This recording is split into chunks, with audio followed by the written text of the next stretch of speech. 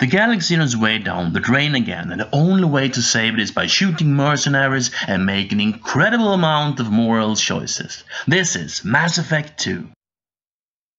Mass Effect 2 is a wonderful game. The immersion is some of the absolute best I've ever experienced in a game. And when it comes to games that takes more than 40 hours to complete, Mass Effect 2 has perhaps the best immersion ever. Except for maybe Persona 4 and the characters. What other game has as lovely characters as Mass Effect 2 except Persona 4? And the story, or rather stories, how many games can top this game when it comes to storytelling? Not many. Maybe just you know what. The first game was marvelous, but it did have some rather big weaknesses, and Mass Effect 2 does its very best to eradicate them all. The troublesome weapon system has been streamlined into something that is much easier to use, the highly criticized and sometimes rather boring Mako adventures on strange planets are gone, the lack of coherence between the main missions and the side missions has been ironed out, and all those awful achievements has been replaced by achievements that are actually fun and possible to take.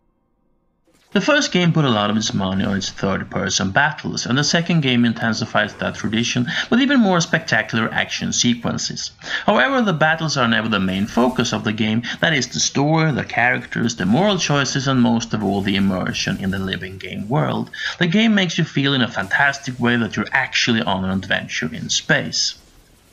Even though Mass Effect 2 is a marvelous experience, it's not a perfect game. In fact, it's riddled with weaknesses. Let's go through the entire list. You never have to really think when you choose dialogue options. The character upgrade system has been streamlined way too much. It's sometimes hard to roleplay when it's not obvious what dialogue choice best suits your Shepard. The moral choices are so many it's impossible to keep track of them all. It's not always obvious what elements your moral choices actually consists of.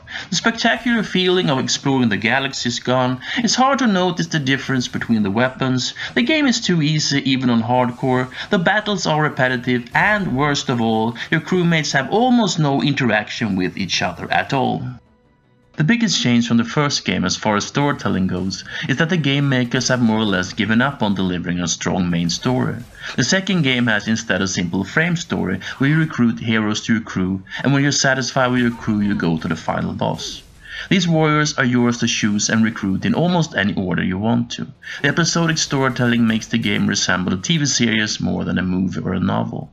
This setup makes the game more alive, but also more stale as it leads to almost no interaction between your crewmates on your ship.